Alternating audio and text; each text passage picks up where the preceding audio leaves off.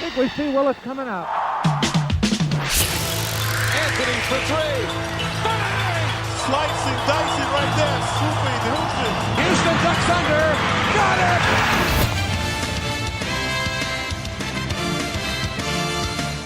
Jeremy Lin does it again.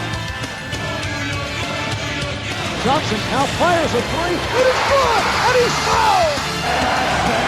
7 feet from Georgetown. Number 33. Your captain. This is Barker's Beat with Jeff Haber. And now, please welcome your New York Knicks. Welcome to Barker's Beat. How's it going? My name is Jeff.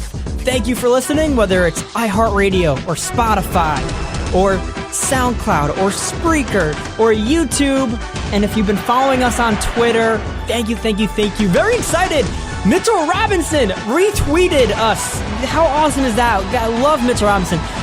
Not gonna lie, my favorite player on the team right now. And it's not because of the retweet. The dude is just so energetic and exciting. The blocks, the dunks, the alley-oops, the steals, everything. It's beautiful. It really is. We love it. And make sure you're following us on Twitter at Barker's Beat so you don't miss any of the action. We've been live tweeting during games, and it's just a lot of fun to interact with you, the Knicks fans. So very excited. We got so much to talk about. This is a very long episode because we got to talk about we haven't had an episode since their overtime win against the Bucks, so we got to get into that fantastic win, and it's going to lead up all the games leading up to their loss last night against the Nets. And we're recording this on Sunday morning, so it's before their game against the Hornets, Kemba Walker and the Hornets, but we will talk about their game against the Nets, and that was exciting. That was an exciting fourth quarter, so everything we got to get into. We got to get into the Mario Hezonja dunk over Giannis Antetokounmpo. We got to get into the trade rumors of Frank and Dotson and possibly John Wall. Yes, we got to get into all that. And then, of course, Fitz still not playing Frank for 3 games. We got to talk about that as well. So everything, plus my guest is my brother. Yeah, family first. So my brother, Steven Haber, he's our guest. We're going to talk about the Linsanity game that we went to, the very first one against the Nets. So we'll get into that. And, of course, a round of questions at the end. So real quick, you just sent me something that it was something you found on Reddit that was on like a Knicks basketball card. Yes. So this goes back, if you are a fan of true crime, there was a murder of a Hollywood producer named Menendez along with his wife. And for a long time, the killers could not be caught. And it turns out that it was their kids, the Menendez brothers, who ultimately killed their parents for their inheritance money. Right. Now, This was like a big deal in like the 90s. Right. They were murdered, I think, in like 1989, and the kids were caught in like 1990. And what tipped the police off to the kids was that they were spending their parents' inheritance money incredibly lavishly, including going to Madison Square Garden to buy front row tickets to a Knicks game, at which case a photographer took a picture of Mark Jackson that ended up being used for his 1991 trading card. And so the Menendez brothers, who had still not been caught yet, are in the background of this very publicly released trading card of Mark Jackson. Oh my God. At Madison Square Garden. And this is after their murder? After the murder, but before they've been caught? After the murder, before they were caught. Oh my God. That is such a Knicksy thing to happen. Right. And it was Mark Jackson? It was Mark Jackson, yeah. Never liked him. Of course. It may be a little bit sacrilegious, but I never liked Mark Jackson. Mostly because I don't really have any memories of him as a New York Knick.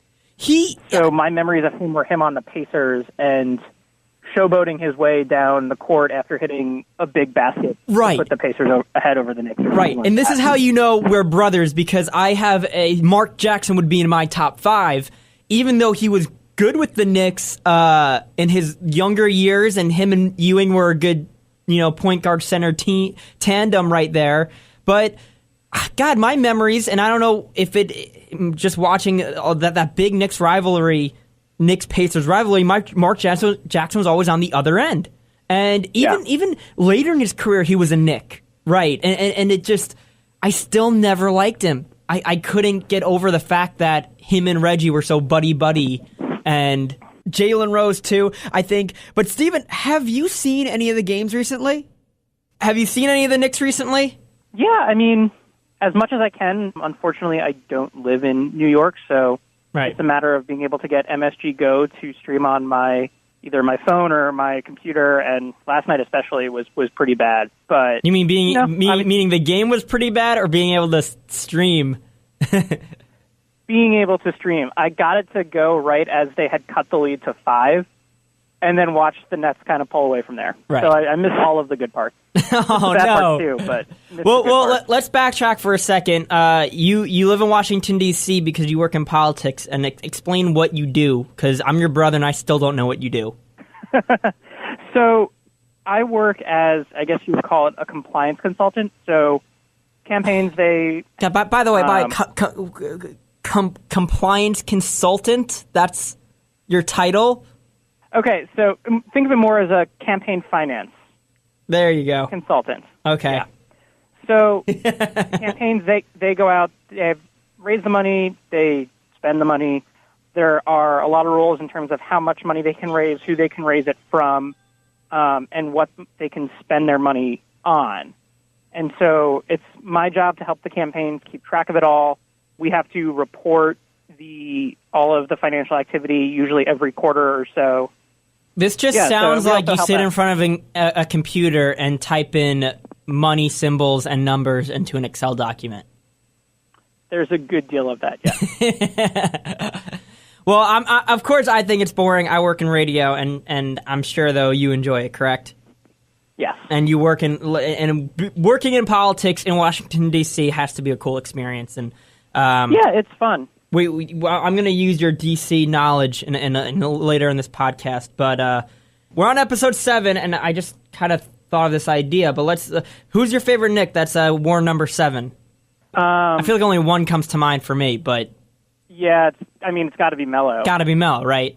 Yeah. Mostly because I can't think of anybody else who can't think of anyone 7, else. So I feel like you're going to pull up a number guy who wore number 7, and it's going to be really obvious, and we're both going to feel very stupid in about 15 seconds. Doug Christie. Once a Knick, always a Knick. Doug Christie, Channing Frye, Al Harrington. Ooh. Gerald Henderson. We had him? Sure. Sure, why not, right? Once a Knick, always a Knick. Dean the Mean Memminger. Okay. There you go. You still sticking with Melo? I'm going to stick with Melo. Okay. I feel like it's either Melo or Frye, and I feel like Frye was not around long enough or make a big enough impression. No. To stick with me. All right, well, let's talk current Knicks here. There's so much to get into, and we haven't done a podcast since their thrilling win over the Bucks, which overtime win. That was the same game as the Mario dunk. So, yes. So let's get into this. Have we forgiven Giannis for being the reason KP is injured? Or do we still not like him? I think it's hard for me to dislike him. And I don't know if this is my disconnect, not living in New York and not seeing the headlines every day and being there to live it. But from a national perspective, Giannis is just so beloved by the entire NBA community. And honestly, it almost felt a little inevitable, Porzingis' injury. It felt like that was like the third or fourth time even last year that he had gone down, and where with a gruesome-looking injury, the Garden goes silent, and then each time before that, he hops back up or he misses the rest of the game, but he's fine for the next game. Right. And this one finally felt like it was the straw that broke the camel's back. It just felt like since his rookie year, we all kept thinking, how is this guy who's 7'3", who can run this fast and shoot and be this quick, how is he going to stay healthy? Like, you know what I mean? Like, guys over 7 feet don't stay healthy. You can make a list of, it doesn't matter how young or old, you can make a list that guys who are, Ewing's knees, they went. Greg Oden, it just seems like bigger guys get injured, and how can we, Joel Embiid started his career playing 50% of his games. Embiid he's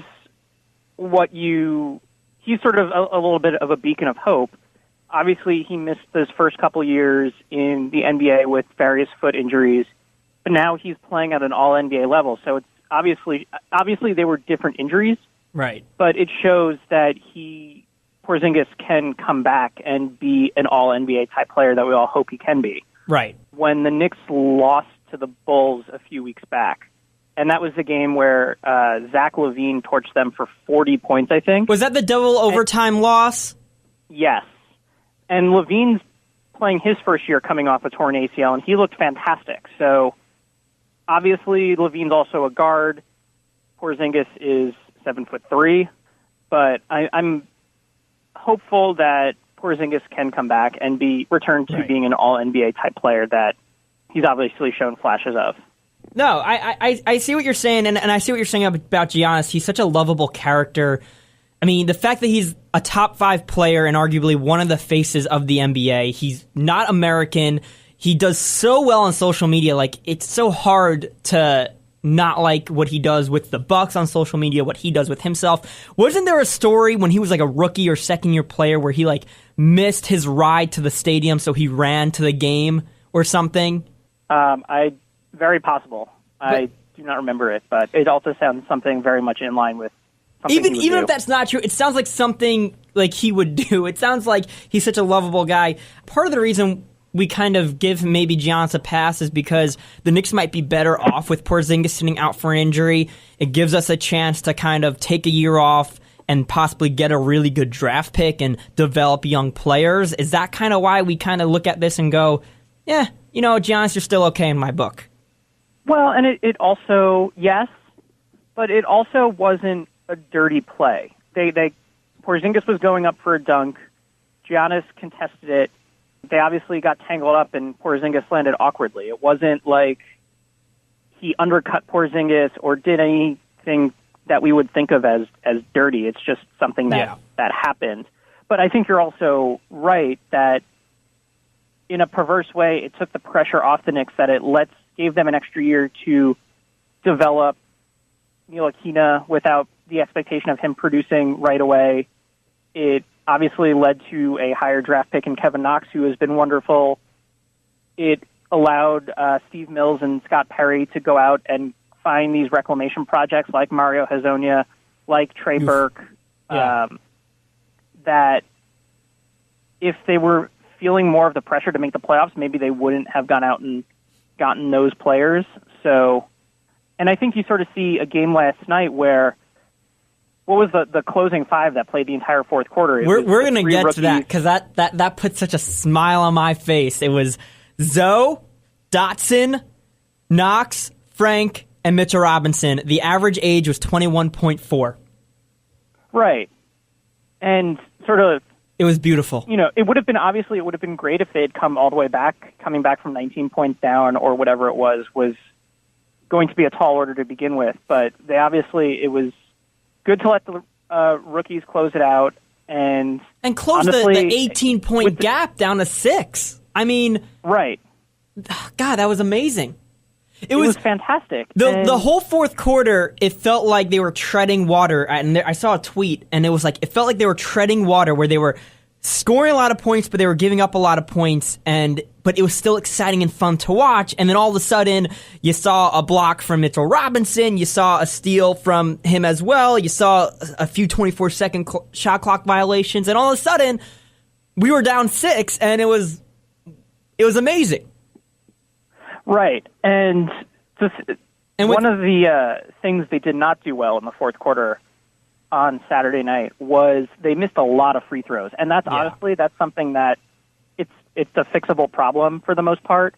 It's something that is probably a symptom of tired legs as much as anything else. So once they get more games under them, once they get more experience, they'll have been in that situation before. It's it's a correctable problem, and hopefully when those players are in that situation further down the line, they'll be more likely to come back because they've been in this situation before. Right. I want to get to that game. I kind of want to try and do this chronologically, starting with the Bucks, because I wanted to get your thoughts on Giannis versus Tim Hardaway Sr. Both guys, in my opinion, are guys we don't like for specific reasons, but we also kind of like, or should I say maybe